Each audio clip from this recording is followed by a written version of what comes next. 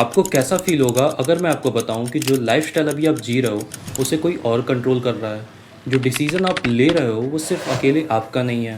Well अजीब है ना, but this is how this world works. जहाँ बड़े बड़े ब्रांड्स आपको इन्फ्लुएंस करते हैं वो चीज़ भी खरीदने के लिए जिसकी आपको ज़रूरत नहीं होती। पर क्या आपने कभी सोचा है कि इन सब की शुरुआत कैसे हुई और कैसे कोई बड़े ब्रांड्स हमें मैनिपुलेट करने में सक्सेसफुल होते हैं। वेल आज जिस स्टोरी की हम बात करने वाले हैं वो भी इसी चीज़ से जुड़ी है, जहाँ एक इंसान ने लगभग 2 करोड़ औरतों को इन्फ्लुएंस करके उन्हें सिगरेट की लत लगा दी। सो अगर आप इस स्टोरी के बारे में जानना चाहते हो और इस मैनिपुलेशन की टेक्निक को ध्यान से समझना चाहते हो तो आप इस वीडियो में एंड तक बने रहें, क्योंकि आज हम बात करने वाले हैं how one man manipulated the 1/3 of American women.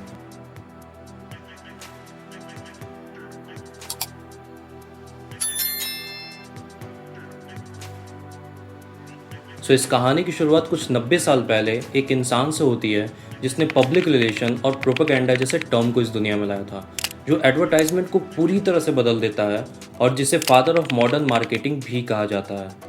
मैं एक ऐसे इंसान की बात कर रहा हूँ जिसे 20th सेंचुरी का one of the 100 influential American में से गिना जाता है। अगर आप साइकोलॉजी के फील्ड में थोड़े भी इंटरेस्टेड हो तो आपने सिगमंड फ्रायड का नाम ज़रूर सुना होगा, और मैं बात कर रहा हूँ उन्हीं के नीस एडवर्ड बर्नेस की, the guy who is responsible for women smoking cigarette. अब ये वीडियो सिर्फ ये बताने के लिए नहीं है कि इसके पीछे रिस्पॉन्सिबल कौन था, बट उसने कैसे 1/3 ऑफ अमेरिकन वुमेन को इन्फ्लुएंस किया सिगरेट स्मोक करने के लिए।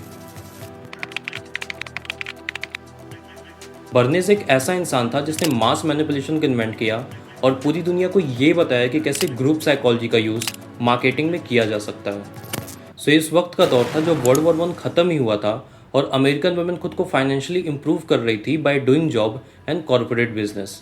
अब क्योंकि उस वक्त सिगरेट पीना सिर्फ मेंस के लिए रिजर्व था और अगर कोई वुमेन स्मोक करती भी तो सोसाइटी उसे एज अ टैबू देखती, बट क्योंकि इक्वालिटी बढ़ रही थी और वुमेन वो सारे काम कर रही थी जो एक मैन कर सकता था, तो इसी चीज़ को सेलिब्रेट करने के लिए कुछ वुमेन ने सिगरेट स्मोक करना स्टार्ट कर दिया। और इसी चीज़ का फ़ायदा उठाने के लिए अमेरिकन टोबैको कंपनी ने एल्बर्ट बर्नेस को हायर किया सो दैट वो उनकी सिगरेट लकी, जो उनका ब्रांड नेम था, उसे प्रमोट करके अमेरिकन वुमेन तक पहुंचा पाए। और यहीं से हमें बर्नेस की मास्टरमाइंड स्ट्रेटजीज देखने को मिलती है।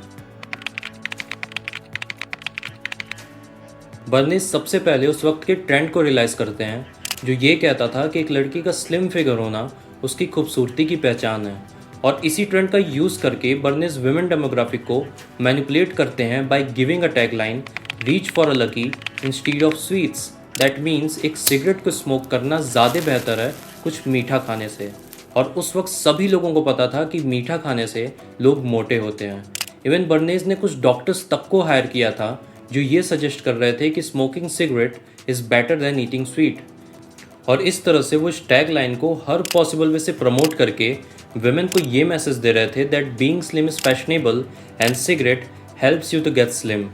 यानी स्लिम होना आज का फैशन है और कुछ मीठा ना खाकर उसकी जगह सिगरेट स्मोक करने से आप उस चीज़ को अचीव कर सकते हो। बर्नेस की ये स्ट्रेटजी काम तो कर रही थी बट सिर्फ घर के अंदर तक, बट उसे इस चीज़ को बाहर रोड तक लाना था जिससे वुमेन जब चाहें, जहाँ चाहें और जिसके साथ चाहें सिगरेट स्मोक कर सकें। और यहीं से बर्नेस की दूसरी एविल स्ट्रेटजी हमें देखने को मिलती है।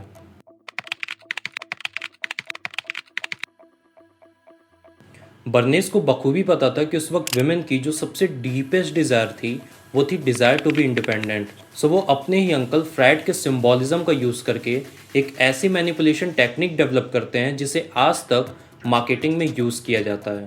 सो व्हाट बेसिकली सिंबॉलिज्म, ये एक ऐसी प्रैक्टिस है जिसमें आप किसी चीज़ को एक अलग ही मीनिंग दे देते हो। For example, rose is the symbol of love और white is the colour of purity.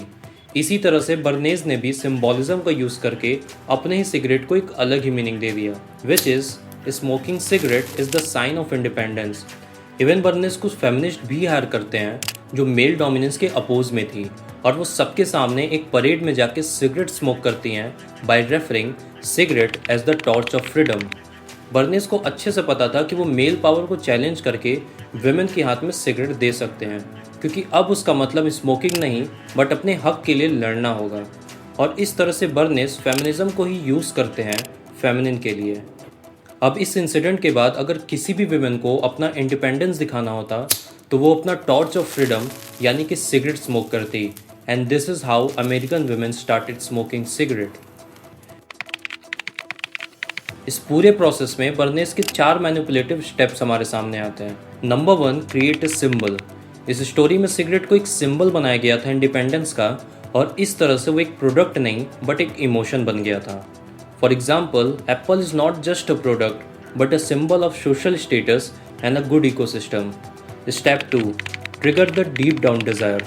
Berners women के डीप डाउन डिज़ायर को यूज़ करते हैं सिगरेट मार्केटिंग के लिए, जिसमें पहला था हैविंग अ स्लिम फिगर और दूसरा urge for independence. Step 3, normalising the behaviour.